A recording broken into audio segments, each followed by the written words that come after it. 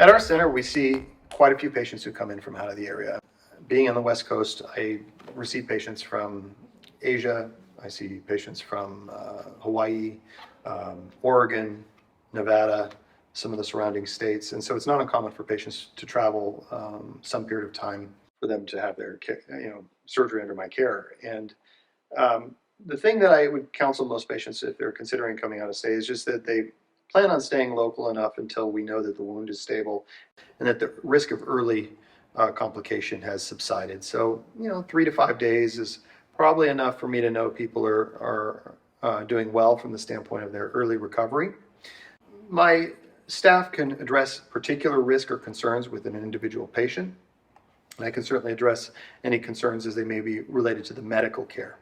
But for most patients, we find that if they stay local for 3 to 5 days, usually we get a pretty good sense that they're doing well enough to travel.